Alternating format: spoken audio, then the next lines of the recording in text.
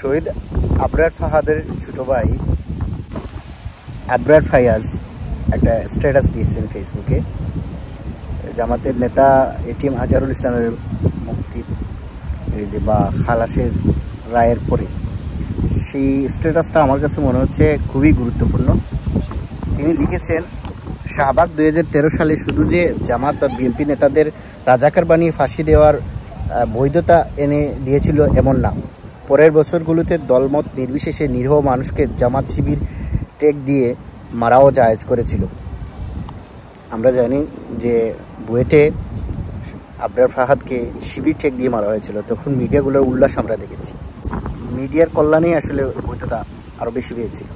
আচ্ছা, আরেকটা বিষয়ে আমি আপনাদের শেয়ার করতে চাই, সেটা হচ্ছে আপনারা লক্ষ্য করে দেখেছেন যে বাম জোট ছাত্র সংগঠনগুলা তারা এসে এটিএম আজহারের এই রায়ের প্রতিবাদ করতেছে।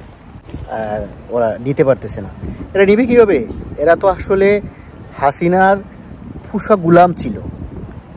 এগুলা মানে জাহিল থেকে আরও বাদ। তাদের হাসিনার সময়ে সব ধরনের সুবিধা বুক করেছে, শুধুমাত্র শেষ সময়ে এসে এই জুলাই আন্দোলনে কিছু হাসিনার সাথে একমত হতে পারে নাই, নতুবা এরা হাসিনা সবগুলাই মেনে নিতে পারত। আমার এক ভাতিজা ছাত্রদল করেন, তার আসলে স্ট্যাটাস দেখে আমি আসলে অবাক হয়ে গেছি।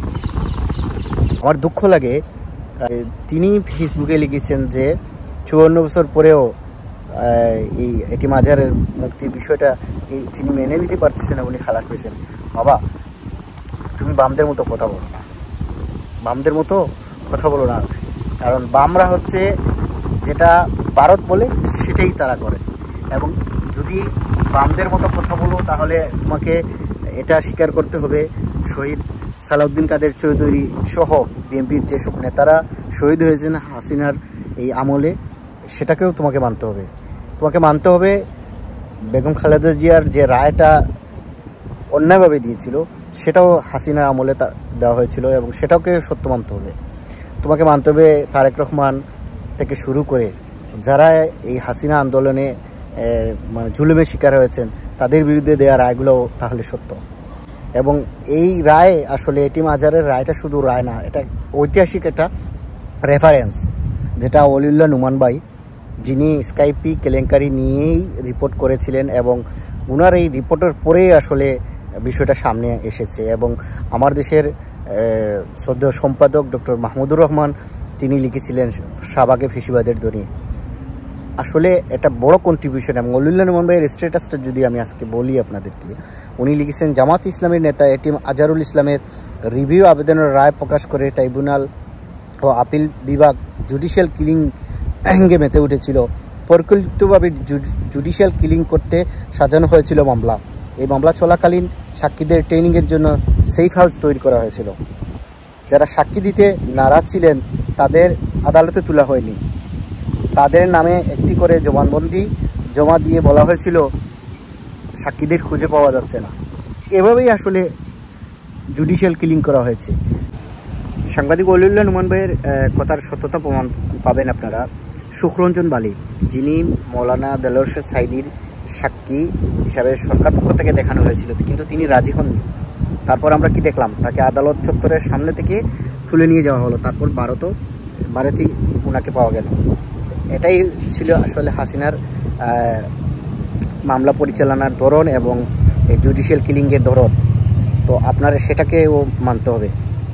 যেসব নেতাদের বিএনপি জামাতের ফাঁসি দেওয়া হয়েছে বা কারাগারে ওনারা ইন্তেকাল করেছেন, এটা আসলে ছিল একটা হাসিনার পরিকল্পিত সাজানো, এবং এটা তার শাসনামলকে প্রতিষ্ঠিত করা, যেটা ভারতের প্রেসক্রিপশনে হয়েছিল, এবং সেটাকে বৈধতা দিয়েছিল, বা তার এই রেজিমটাকে 16 বছর পর্যন্ত টেনে নেওয়ার যে জায়গাটা সেটা করেছিল শাহবাগ। এখন আমার মনে হয় যে এই শাহবাগীদের বিচার হওয়া উচিত। কারণ এই 2013 সালে যদি শাহবাগীরা এই শাহবাগ তৈরি না করে কাদের মোল্লার রায়টাকে কেন্দ্র করে এই শাহবাগ না করতো, তাহলে এই নিরপরাধ মানুষগুলা শহীদ হতেন না। এদের এখন এইদের লেসপেন্সার যেগুলা, তাদেরকে বিচার করতে হবে। এবং আমি আসলে বামদের কথা বলতে গেলে আমার মানে নিজের কাছেই খারাপ লাগে। এরা এত লয়াল লেভেলের, এত নিকৃষ্ট লেভেলের। পশ্চিমা বিশ্বে আমরা অনেক বাম দেখেছি, তাদের সাথে বাংলাদেশের বামদের কোনো মিল নেই। বাংলাদেশের বামরা হচ্ছে সম্পূর্ণ ভারতকেশা এবং শুধুমাত্র ইসলামপন্থীদের মানে ওরা নিতে পারে না। এই জায়গা থেকে আপনি যেটা বলতেছেন, কালকে আপনি হেফাজতে ইসলাম নিয়ে ওরা কি করেছে দেখেন। আরিফ জেফতিক যে একটা চযুক্ত শয়তান, ঠিক আছে, শাহেদ আলম, এরকম অসংখ্য মানুষ আছে যারা শাহবাগে নেতৃত্ব দিয়েছে। এবং আমার মনে হয় এখনই সময়, এবং এটা প্রমাণিত হয়েছে এখন যে হাসিনা জুডিশিয়াল কিলিংয়ে মেতে উঠেছিলেন এবং এগুলা সম্পূর্ণ মিথ্যা সাজানো ছিল। এটাকে দানাই পানাই করে এখন যুদ্ধাপরাধীদের বিষয়টারে সামনে আনার কোনো সুযোগ নাই। কেননা এটা এই ৭১-এর যে যুদ্ধাপরাধীদের ইস্যুটা, সেটা হাসিনা তার নিজের স্বার্থেই ব্যবহার করেছিল।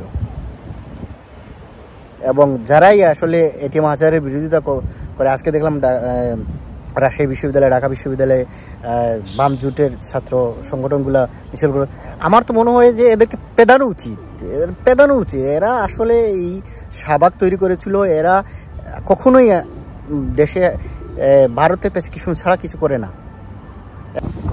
এদের তৈরি করা শাহবাগের কারণে ঢাকা বিশ্ববিদ্যালয়ে আবু বক্কর মারা গেছেন, বুয়েটে শহীদ আবরার ফাহাদকে পিটিয়ে শিবির ট্যাগ দিয়ে মারা হয়েছে। এরকম অসংখ্য ঘটনা বিভিন্ন বিশ্ববিদ্যালয়ে আমরা দেখেছি। এবং মারার পরই মিডিয়াগুলা অমুক শিবির ছিল, আরে ভাই শিবির করেছে বলে কি এটা অপরাধ ছিল? তাকে মারার লাইসেন্স কি তখন দেওয়া হয়েছিল? সেটাই করেছিল শাহবাগ। এই শাহবাগীদের বিচার হওয়া উচিত। এবং এরা যত আপনি সত্যর পক্ষেই থাকেন না কেন, যদি ভারত এটাকে গ্রিন সিগন্যাল না দেয় বা তাদের পক্ষে না যায়, তাহলে ওরা আপনাকে নিতে পারবে না। এটাই বাস্তবতা। এবং এটা একটা ঐতিহাসিক রায়, এটিএম আজহারের রায়। এখন যাদেরকে জুডিশিয়াল কিলিংয়ের মাধ্যমে হত্যা করা হয়েছিল, আল্লামা দেলোয়ার হোসেন সাঈদী, শহীদ আব্দুল সালাউদ্দিন কাদের চৌধুরী, মৌলানা মতিউর রহমান নিজামী, ঠিক আছে, আব্দুল কাদের মোল্লা, এই যে শহীদ যারা আছেন, আলী হাসান মাহমুদ মুজাহিদ, ওনাদের রায়ের এখন ওটা নিয়েও রিভিউ করা উচিত। এবং এটা প্রমাণিত হবে যে এটা আসলে সাজানো নাটক ছিল। মির্জা খান ভাই সাবেক গোয়েন্দা সেনা কর্মকর্তা এবং গোয়েন্দা সংস্থাতে কাজ করেছেন, তিনি একটা স্ট্যাটাস দিচ্ছেন এটিএম আজহারের রায়ের এটা প্রমাণিত হলো জামাতের যুদ্ধাপরাধের সাথে জড়িত যে বিষয়টা, সেটা হাসিনার সাজানো ছিল। এবং যারা বিএনপির তথাকথিত সুশীল শাস্তি চান, ভাই আপনারা যদি এই রায়কে মানতে না পারেন, তাহলে হাসিনার সময়ে দেয়া বিএনপির বিরুদ্ধে বা বিএনপি নেতাকর্মীদের বিরুদ্ধে যত ঘটনা ঘটেছে সবগুলোকে আপনাকে মানতে হবে। আপনি এটা মেনে তারপরে এগিয়ে হতে হবে, নতুবা এটিএম আজহারের রায়কে আপনাকে স্বাগত জানাতেই হবে। আমি ধন্যবাদ জানাই যারা এটিএম আজহারের খালাসের সাথে খালাস হওয়ার জন্য কাজ করেছেন, বিচারপতি থেকে শুরু করে যে জায়গা থেকে কাজ করেছেন, আইনজীবী থেকে শুরু করে তাদের পরিবার। এটা একটা ঐতিহাসিক দলিল হয়ে থাকবে। এবং এই যুদ্ধাপরাধীদের বিচারের নামে বাংলাদেশে আসলে মানে মব রাজনীতির শুরুটা করেছিল এবং ফেসিবাদের এই যাত্রাটা দীর্ঘ হয়েছিল।